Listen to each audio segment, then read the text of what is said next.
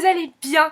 Figurez-vous que j'étais très bien dans ma piscine quand Iman de la chaîne Imax Books m'a tagué pour faire le tag Summer Reader Books Tag. Merci Iman. Non, franchement, merci. Je suis sortie à toute vitesse pour vous le faire. C'est parti pour le Summer Reader Book Tag. Lemonade choisit une lecture qui a commencé avec un goût amer mais qui s'est améliorée par la suite. Je vais en étonner plus d'un car il s'agit d'une série coup de cœur, mais il faut avouer que le tout premier tome de la quête des Willan de Pierre Bottero aux éditions Rage Auditeur avait effectivement commencé par un goût amer. Quoi?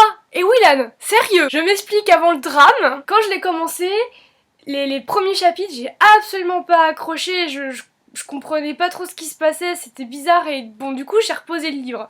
Et c'est 2 ans plus tard où quand je l'ai repris, et que j'ai dépassé du coup ce que j'avais lu parce que je m'en souvenais un peu et j'ai trouvé ça moins bizarre. Et une fois que j'avais dépassé ça, et bah ça m'a tellement scotché que voilà, c'est devenu une série coup de cœur. Donc comme quoi, heureusement que ça s'est amélioré par la suite et j'en suis très ravie. Deuxième question, Golden Sun. Choisis un livre qui t'a fait sourire comme aucun autre. Honnêtement, facile. Au bonheur des ogres de Daniel Pénac aux éditions Folio. Parce que dedans, il y a de tout. Je veux dire, il y a de la comédie, il y a du suspense, il y a du policier, il y a des scénettes, il y a du rire, enfin il y a de l'émotion, enfin je parle vraiment de la série Malocène, c'est pas forcément celui-ci, mais celui-ci est le premier tome où en fait le grand frère, donc Monsieur Malocène, joué d'ailleurs par Raphaël Personnaz dans le film, acteur que j'aime beaucoup. Donc, le grand frère de toute la saga Malocène travaille dans un grand magasin dans lequel va exploser des bombes et il se trouve que malencontreusement on va le soupçonner parce qu'il est là au mauvais endroit. C'est un très bref résumé parce que honnêtement, allez le découvrir si vous voulez sourire comme jamais. Troisième question, Tropical Flowers. Choisis un livre qui se passe à l'étranger. Mes camarades du groupe Livresquement Vôtre ont bien répondu à cette question dans le sens où si on élimine, quand on entend par étranger et pays étrangers, si on élimine toutes les intrigues qui se passent aux États-Unis et en Angleterre qui sont quand même les plus courantes, c'est plus intéressant du coup de choisir un autre livre où ça se passe dans un pays où on a moins l'habitude d'y être.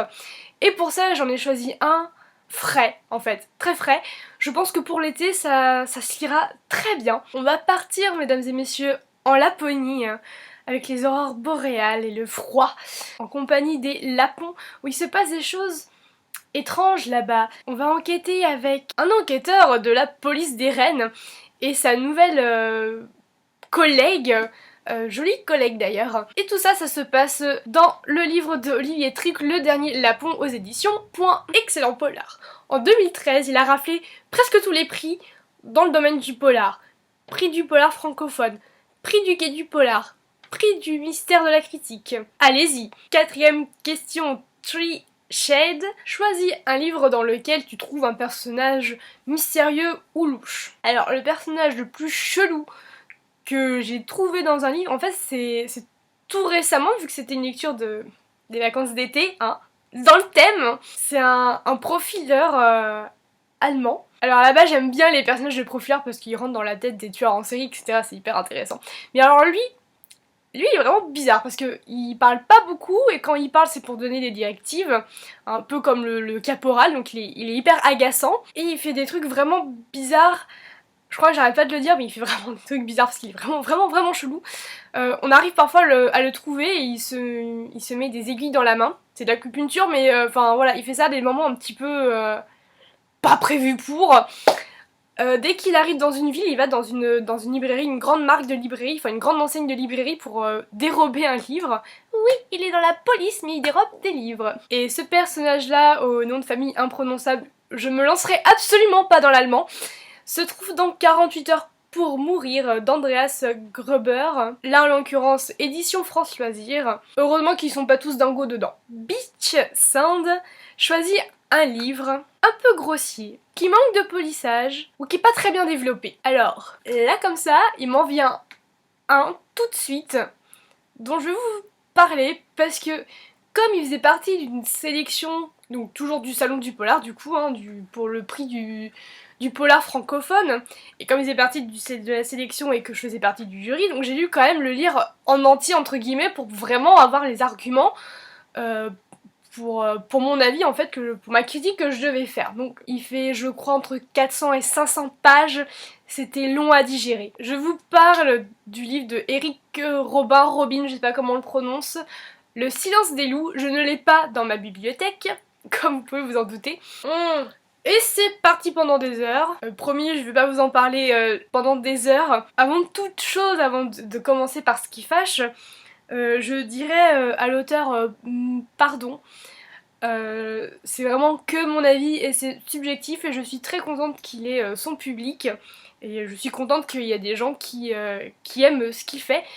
Bon, moi en l'occurrence, voilà, ce que je vais dire, c'est vraiment personnel et c'est ce que j'ai ressenti dans ma lecture. Effectivement, ça ne tient qu'à moi. Pour parler de ce qui fâche dans ce livre, nous avons déjà des personnages qui ont des réactions pas très cohérentes avec leur fonction. On a des personnages secondaires, pareil, sont pas cohérents. On a des incohérences dans l'intrigue. Bref, c'est bourré d'incohérences. Le sujet aurait été hyper intéressant parce qu'on parle en fait des expériences de clonage qui a été faite pendant la Seconde Guerre mondiale par les nazis, comme ils faisaient tout plein d'expériences. Et c'est un peu la conséquence de ces expériences qui se trouve dans ce livre, sauf que ce sujet du clonage, il avait vraiment matière à faire un truc qui aurait pu nous exploser à la face, sauf qu'il a pris une direction qui a complètement fait chuter son effet et on s'est retrouvé avec un truc... Vous voyez, plus les incohérences, plus les personnages qui étaient pas... qui étaient grossiers quoi, hyper caricaturaux, mon dieu. Plus ça a fait un ensemble qui m'a... Et au niveau de l'écriture en plus, pratiquement tous les paragraphes avaient toujours un adverbe et c'était bourré de... c'était clairement énormément, péniblement long à lire. Enfin voilà, c'est pour vous donner, il y avait beaucoup d'adverbes. Et c'était très lourd quoi, en termes d'écriture aussi. Voilà, c'est les raisons de pourquoi ce livre-là, je trouve qu'il rentre très bien dans la question. Ce n'est que mon avis. On va se détendre avec la 6ème question, la Green Glace. Choisis un personnage plein de vie qui t'a fait sourire, sans aucune hésitation. C'est Becky Bloomwood de la série L'accro du shopping de Sophie Kinsella. Outre le fait que c'est un personnage qui se met dans des situations... Bon, elle arrive à s'en sortir, mais la vache, elle arrive à se mettre dans des situations vraiment un peu catastrophiques, ou j'ai envie de dire dithyrambiques peut-être. Mais à la fois, elle est tout le temps de bonne humeur, elle est drôle... Enfin non, elle est pleine de vie, elle est géniale cette fille. Je pourrais trop m'en faire une meilleure amie. Cette Watermelon... Non, j'ai dit Watermelon. Bon ok, je sais pas prononcer l'anglais. 7ème question donc. Choisis un livre qui contient des secrets bien juteux. Encore une fois, je l'ai déjà présenté ce livre-là, mais pour cette question, honnêtement, j'en voyais pas d'autres en fait, parce que secrets bien juteux, bon, il y a...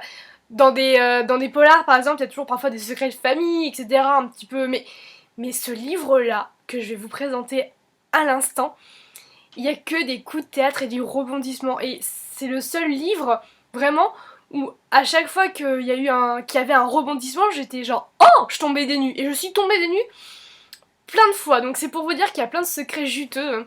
Il s'agit de La vérité sur l'affaire Harry Kéber de Joël Dicker aux éditions de Fallois Poche. Comme ça se passe dans un village et qu'on va enquêter dans ce village sur une affaire qui s'est passée, et on va interroger au fur et à mesure les habitants. Ils ont tous des secrets, enfin ça fait un peu saga en fait comme histoire. Et comme ils ont tous des secrets, on va en fait finalement de secret en secret et tout le puzzle de l'histoire change à chaque fois en fonction de leur témoignage et on doit se dire, il y en a forcément un qui doit mentir en plus. Enfin, ça a des secrets bien juteux et c'est vraiment le livre coup de tête rebondissement que je vous conseille énormément. 8ème question, Sun Hot. Choisis un livre qui met en scène un monde, un univers très vaste. Harry Potter, Le Seigneur des Anneaux. Oh, t'es bête, on l'a même pas lu. Hein. Narnia, alors. Fantomet, La Quête des Willan, déjà cité. Donc du coup, je me suis rabattue sur La Croisée des Mondes de Philippe Pullman aux éditions Folio Junior. Car, bon, en termes d'univers vaste, on y est en plein dedans. Et comme c'est un livre que j'adore... Que j'avais déjà mis d'ailleurs dans une vidéo tag, ça craint. Je profite donc de pouvoir vous le présenter encore une dernière fois. Promis, la prochaine fois, je change. Mais bon, c'est un livre aussi que je lisais énormément quand j'étais ado et je le relisais soit en avril, soit en été. Donc et encore une fois, on est un peu dans une région un peu polaire finalement, c'est bien tombé pour l'été pour se rafraîchir un peu. C'est surtout que je voue une grande admiration pour Philippe Pullman et son imagination. Donc je trouve que ça tombait quand même bien sous le sens de répondre à cette question par ce livre-là et cette série-là. On arrive à ma question préférée, la 9, BBQ, donc barbecue. Choisis un livre où un personnage est décrit comme un beau gosse, un mec bien foutu. Christian Grey, Alex Rider, aucun de ces deux-là.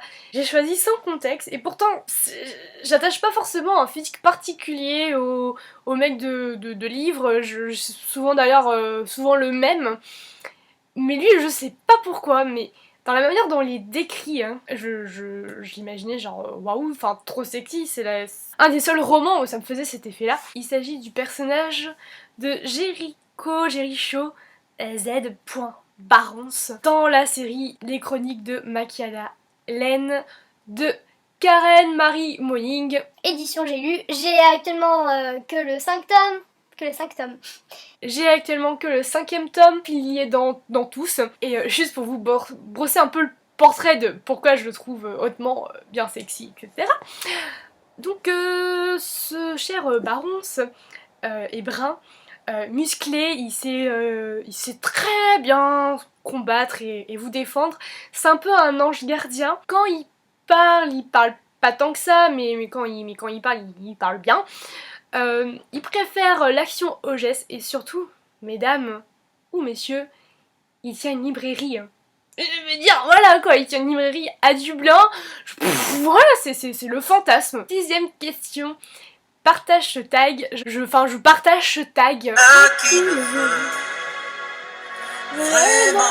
Donc si ça vous intéresse, allez-y, faites-le. Moi c'est pas le tout, je te remercie encore beaucoup Iman de m'avoir tagué, mais il y a Pistoche qui m'attend, donc sur ce je vous souhaite de bonnes lectures et je vous fais de gros bisous.